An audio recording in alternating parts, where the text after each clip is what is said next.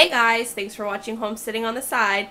Thanksgiving is right around the corner, and one of the major things that I use to cook during Thanksgiving dinner is chicken stock. So I am running low. I think I've only got a quart left. So today we're going to make and can our own.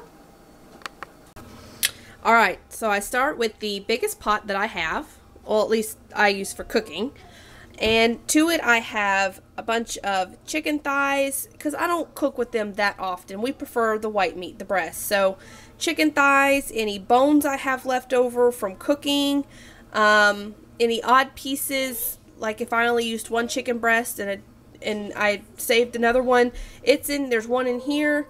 And then I just added an onion that I peeled and quartered, some celery that I just cut into not too long of pieces. I have celery that when I can celery, I always save the tops and the bottoms for stock.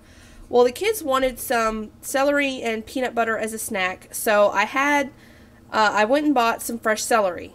Now that they've had their snack, they don't want any more celery, so I'm just using what's left over in the package in here, and then I've got carrots, 3 carrots that I have cut in half and then cut in half again. So that's the vegetables, and I have added 3 little bay leaves and about 10 or so peppercorns. I don't want it like peppery or anything, but it's good flavor. And then you can make yours salted or unsalted. I like to add a little bit of salt, so that way if I want it just as a, like if I'm sick and just want some broth, it's salty enough to where it has flavor. But I don't want it to where I have to over-season our food, so I'm going to add a good handful. I don't want to have to over-season our food to compensate for the chicken stock that's not seasoned. So I start with a little bit of salt. There we go. And I'm going to add 4 quarts of water to this. Alright, so the water is in. Everything's in the pot. I'm going to put the lid on, kind of on the side so it doesn't, so it has a little room to vent. I'm going to turn it on medium, and I'm going to let it go. And I'm going to let this cook until I remember that it's on the stove. It'll probably take most of the day, but once it comes up, you don't want to like boil it hard. So once it starts coming to a boil, turn it down to kind of a simmer. And too, if you boil it hard, you'll have cloudy stock. Or if you keep it at a low heat and just cook it for a while, it'll stay relatively clear. But the color really doesn't matter to me, so I just put it on medium till it starts to bubble, turn it down to simmer, and then I forget about it. So I'm going to just let this go. It is 1 o'clock right now, so I will see you in a little while. Alright, this is done. Well, at least for the night. It is, wow, it's almost 7 o'clock. So this has been going all day, and it is falling apart. Sorry about the baby. She is temperamental today. But this is done, so I'm going to strain it. And I don't know if y'all see my video when I do my Cajun pickles. I save these great big jars, and I've got some cloth here that I've put in a funnel and a canning funnel. And this is going to take several batches, but I'm going to strain the chicken and all the vegetables through here and into the jar. So I've got the cap ready, and I'm going to leave this on my cutting board, which I'm not going to show you because it's a mess. I've been chopping scraps for the chickens. And as soon as it's cool enough, I'm going to put it in the fridge. And the fridge, the fat will solidify on top, and I can just scoop it off. See, it's a great big wide mouth. I can just take my spoon here and just skim the fat off of it, reheat it, and can it. So let me get it strained. I'm going to put the chicken in a container and shred it, and tomorrow we will either have barbecue chicken sandwiches for dinner, or I will make some chicken salad or something. So let me get it strained, and I will be right back. Say sorry about the baby again. She's just not happy tonight. So I'm going to do this real quick and go tend to her. This is the chicken stock. You can see it's pretty full. It's up the rim just a little. But this is all of it. And it is beautiful and golden, and this light does not do it justice. So you can already kind of see the fat separating. I don't know if you can. Separating here. See if I can get it to... Woo, she's mad. There we go. The fat's already starting to separate. So this is super hot. And I'm going to let this sit here until I go to bed. So it'll probably be another hour or 2 hours before I go to bed. So I'm going to let this cool as much as possible before I put it in the fridge.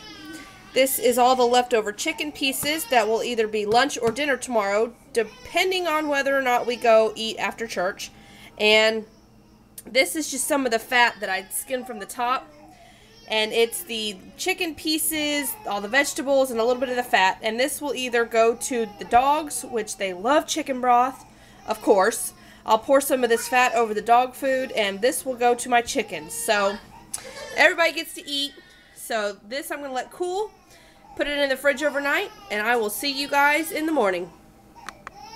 Alright, so it is the next morning, afternoon-ish. And I've just pulled this out of the fridge. You can see the fat has solidified on top.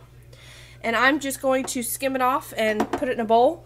And get this into a pot and get it warming up. I have my quart jars in the dishwasher that are... They're done. I just got to pull them out and make sure they're dry and get my canner out. So let me get Big Bertha ready, get this in the pot, and get my lids and jars. We'll be right back. Alright, so this, you can see it steaming. You want it hot when it goes into the jars. Make sure you taste it and season it. If you want a little more salt, add a little more salt, but mine's perfect, so I'm leaving it just as it is. Bertha's ready to go. She's all heated up. And I got my kettle just in case. I've got my lids that are in hot water. I've got my vinegar for my rims of my jars. All my jars are clean and dry. And my funnel. There's my rings. And I know I've told y'all before, but I put an old beach towel that is stained or ripped or something like that down. And what I'll do is my chicken stock I'll bring over here and use it as a hot pad. That way I can just go straight into the jars. So now that it's all hot and it's just about boiling, I'm going to crank Bertha and get these jars filled. I think I forgot to mention I'm going to leave a 1-inch headspace on the jars when I fill them. And I am going to process them for 25 minutes at 10 pounds pressure. Make sure you always check the manufacturer's instructions for your canner whenever you're filling your canner up, whenever you're starting to process in time, and your weight. I said where I'm at, 10 pounds is what I use, what my manufacturer recommends. So make sure, I don't want to go over it with you in case you have a different canner. So always make sure that the process is the same, but make sure that your manufacturer instructions are always followed to keep from having any kind of disaster. So 1-inch headspace, 25 minutes for processing at 10 pounds pressure. Now I'm going to get them all loaded up and filled and into my canner. Alright, figured I'd do one. But remember, you got hot liquid going into a hot canner. You need your jars hot. So like I said, mine just came out of the dishwasher, so they're warm. And I'm just going to fill my jars. I don't think I'm going to get 6 out of this, but better to have too many than not enough. I'd rather have them clean and use them for other things than not have enough jars and be scrambling to find some more and get them clean. So just fill it all the way up. I said 1 inch.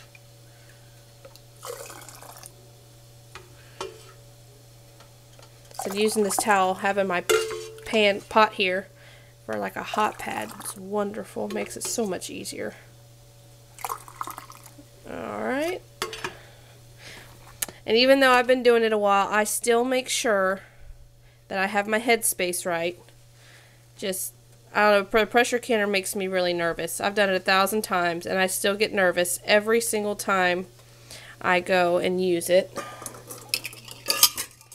So, here's my lid, my ring, and you want it to be fingertip tight. You don't want to wrench super hard on it. Just make sure it's as tight as you can get it with your hands.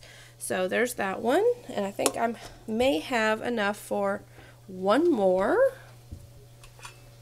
which this one may take a while because it's the bottom of the pot. Oh, I think I'm getting a cold. You too. You better not get sick on me. We do. I hope. I don't like when you're sick. Alright, I'm going to use my hand, and I'm just going to pour the rest of this into my jar, so I'll be right back. Alright, so they're all in, and I did only get 4. I don't know why I only got 4. Usually I get 5.5 or sometimes 6, but I only got 4 today, and I was actually a tablespoon, maybe 2 tablespoons short for one of my jars, so I just added some boiling water to make up the inch. And my can, I don't know if you can see that it's boiling down there. So I've checked all the seals, the emergency release, made sure everything is good to go on the lid. So I'm going to get the lid on, and I'm, like I said, process these for pints. You would just do 20 minutes, but these are quarts, and I'm doing 25 minutes. And get these processed, and we'll be back. All right, timer's gone off. And that's off. So I'm going to let this cool all on its own. This will stop jiggling.